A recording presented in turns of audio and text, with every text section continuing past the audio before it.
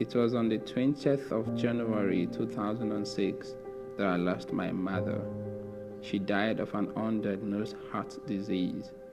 I was 14 at this time and lived in a different city with my father for the previous 2 years. A few years down the lane, I lost my favorite uncle Samuel, my mentor Adebori, and both of my grandmothers. I became friends with grief, having lost all these dear ones. I began wondering if other people feel so shaken by death as I have been. I am supposed to have been used to the pain of death because of my losses, but this isn't the case. Dead people do not feel any pain, but the amount of pain those who live to mourn them feel is unbearable. The first step to the journey of grief is realization. That is, the knowledge that someone you love so much is gone, away from the face of the earth forever.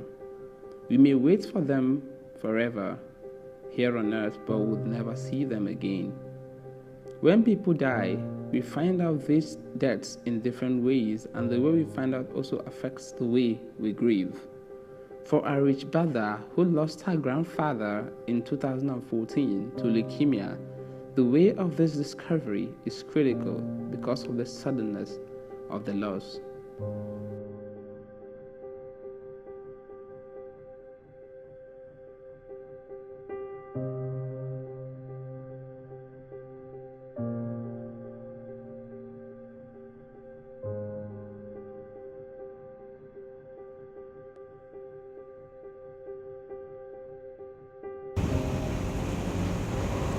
Okay, so I remember like two weeks before I learned the news, my granddad got a little bit sick, but like we didn't really think it was a serious thing, like because he's so healthy, like he's never home, he's active, he's like, so we thought it's just something normal, that like the normal things that happen to him every once in a while, so nothing serious. No one really paid attention, but then like it continued, and then he decided like to go to Jordan to check up, but like, you know, the medical services in Libya are bad, so whenever he needs to check up or something, he has to go abroad. So he decided like to go have a checkup in Jordan. It was like before Eid, around that time. He took my brother. So my brother like it's like his son, like, and we're his son, like. So he took my big brother and my grandma. They went there for checkup. Like they were just gone for a few days, and then they're gonna be back before Eid, like to celebrate it with us. And so I remember that day, like he packed his everything. We were there with him. Like I remember that it was so casual. Like everyone, like we didn't even say goodbye the right way. It was like it's just bye bye because we're gonna meet in like in a few days. And I remember that like that was the only day that we actually took a group photo. Like he always goes and comes, we never take any photos, but that day like we took a group photos like with everyone. It felt weird, but then like okay, we didn't really think of anything. He went there like the first day, like we weren't getting anything, like we didn't really know what was wrong with him. The first day, the second day, I remember the third day I was home, I was in my bed. I was sleeping a little bit sick and I didn't go out. Then I was like, when I woke up, I was like about to get up of my bed. I was hearing my dad calling my brother. I felt something was wrong, but I didn't really care. Like then I got up. My mom asked my dad like, what's wrong? Why is Salim calling you? He was like, no, it's fine. I just need your uncle's number. So she felt something was wrong, and she was like, why do you need my uncle's number? Is there something wrong with my dad? He was like, no, not really. I just want to check on something. So my mom really felt something wrong. I was like there. I felt something was wrong too. So I got up.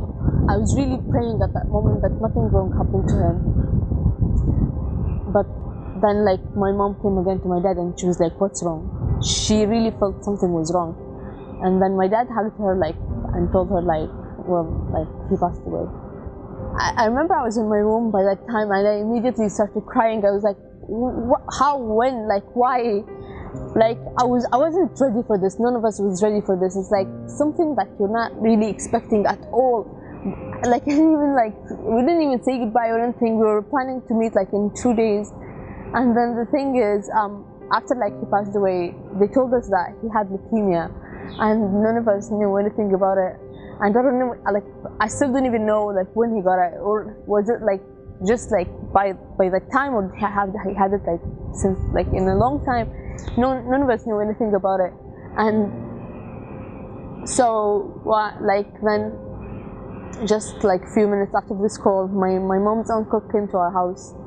He's an old guy, like he's careless. I remember him. He's like, he never cares about anything. He came to our house. He was literally crying. It was the first time I see him cry. He hugged my mom and he cried.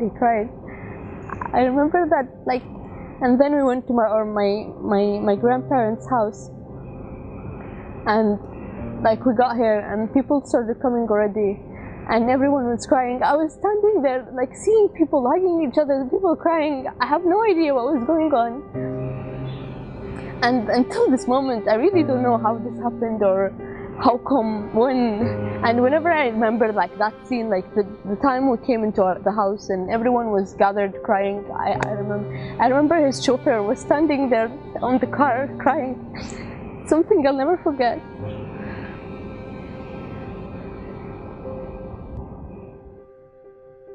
There are wonderful memories we shared with our loved ones before they die. We celebrate birthdays. We have family dinners, weddings, and other special occasions with them. These moments form the base of our memories of them, and we carry these in our hearts forever.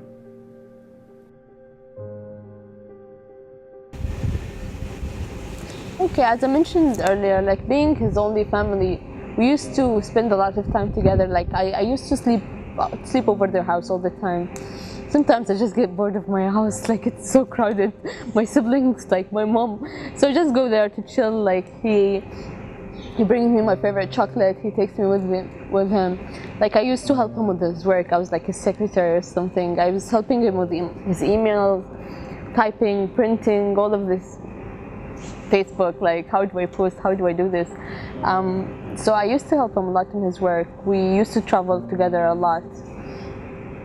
He always takes me to library. He buys us books. I remember he brings us our favorite magazines every week. So like we had a lot of memories together. We were so close, like really, really close. We are sometimes changed forever after losing those we love. We become aware of the impacts of death, and we are affected by this in a very big way. When I lost my mother, I became aware of the mortality of man.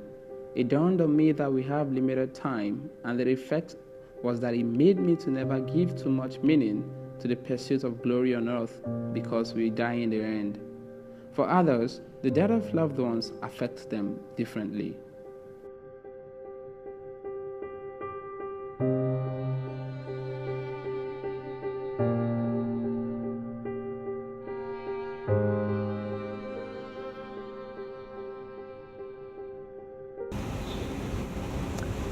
It affected me in a way that now I'm literally in a constant fear of loss, of death, especially. Like I'm here, especially that I'm abroad and my family is somewhere else. I'm in constant fear of losing them, of losing my grandma, like mom, anyone of my family. So like whenever they call or something, I can't just not answer. I have to answer. Like sometimes I think like, what if one day I lose them, and I can't even remember like the last time I called them. Like sometimes my grandma calls me like at really like late time, or when I'm really tired, or when I really don't feel like talking to anyone, but I have to reply because like I don't want to one day wake up and like learn the loss of her and remember that, oh, she called me and didn't pick up, or she did this and I wasn't really paying attention or caring much enough. So like I'm literally in constant fear of loss. Like even like when my phone calls, like when my phone rings, sometimes I panic, like there's no reason, they're probably just calling to check up on me, but like I answer, like I'm feeling like something wrong. Okay, are you okay? Like when I find my like 5 missed calls of my mom, I swear my heart just falls. Religion has made the acceptance of loss a bit tolerable. We are comforted by our various religious beliefs that offer hope of a reunion with our dead loved ones. For the Christians, there is a belief in the last day when all dead people will resurrect and will be united with their loved ones. Same is evident in Islam and other religions where hope of a reunion is offered. Faith has made the pain of loss bearable, as we are comforted by the hope in the afterlife.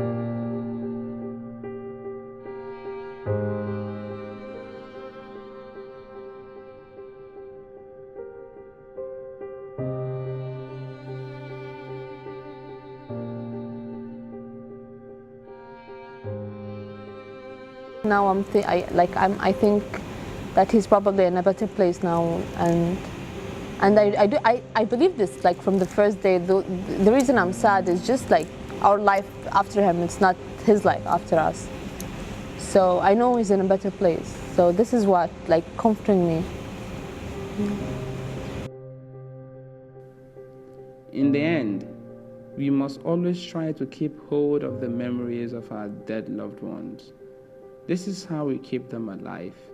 This is how we keep them close to us. This is how we give them a chance to live again. They may not be physically present, but they are always present within us.